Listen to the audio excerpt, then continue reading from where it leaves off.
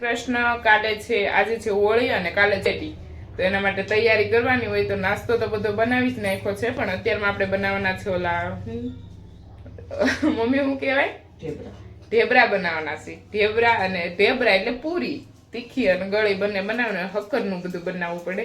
અને કાલે ઠંડુ જ ખાવાનું હોય કેમ કે શીતળાઈમાના ભાઈ હતા. કોણ? પડવાભાઈ. હા, એટલે એમાં પણ ઠંડુ જ ખાવાનું હોય, પણ અત્યારના તો બધા ઓછું ઠંડુ ખાય, પણ હકીકતમાં ખાવું જોઈએ કેમ કે આપણે ગઢિયા ખાતા આવતા. અને અત્યારમાં હું અને મમ્મી બંને બનાવવાના છીએ. આપણે વણવાની છે, મમ્મી ફ્રાય કરી નાખશે.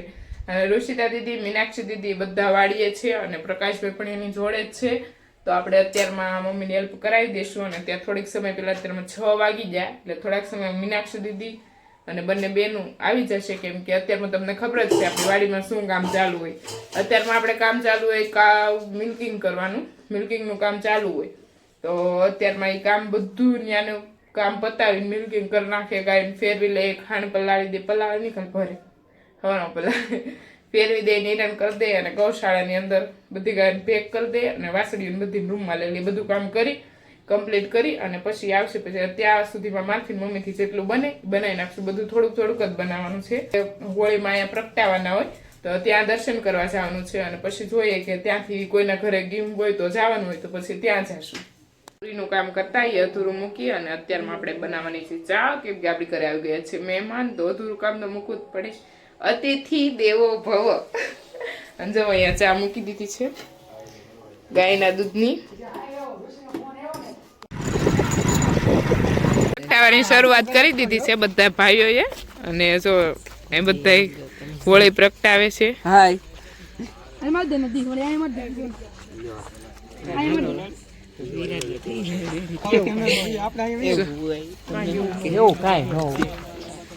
જો હોળી પ્રગટી છે.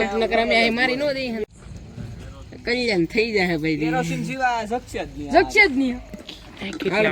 ઘી નાખી દે એટલા બધા.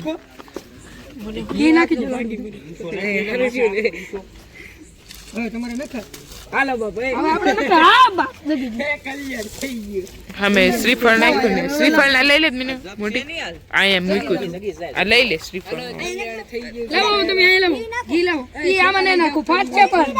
નહીં ફાટે, સુકલ લાવ્યા. સુકલ છે નો ફાટે. એમાં ના મૂકતા પણ બસ બસ હલકી જાય. તમે હલકી જાય હમણાં નાખો. ઘી નાખી જાય માથે માથે માથે માથે આવે માથે આમાં આગળ નાખો. ઓલી માને પ્રગટાવી દીધા છે. ઈ બાજુ નાખો, આ બાજુ નાખો.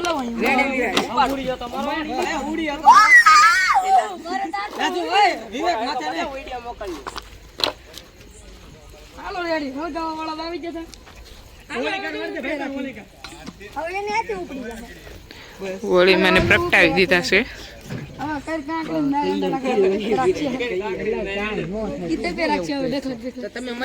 હોળી માતાને પ્રગટાવી દીધા છે. અમે ઘી અને શ્રીફળ હોમવા માટે આવેલા.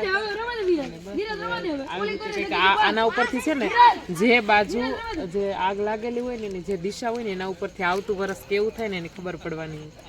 એટલે હવે જોઈએ કે આપણને બહુ નથી ખબર, જે વડીલો હોય એને ખબર પડે, આપણને એટલી બધી ખ્યાલ નથી. જે દિશામાં થાય ને એટલે અત્યારે બધા ભાઈઓ જોવા માટે આવેલા છે.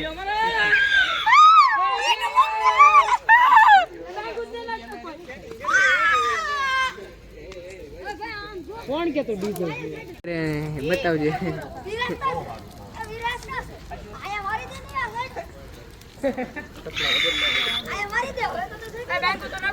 અગ્નિની દિશા ઉપરથી ખબર પડે કે આવતું વર્ષ કેવું થશે.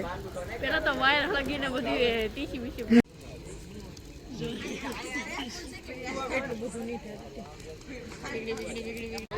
પેલા પ્રગટાવી ગયા હતા અને આપણે ઘરની નજીક જ છે, પાછા આવી ગયા છો. બધા દર્શન કરવા માટે આવેલા છે.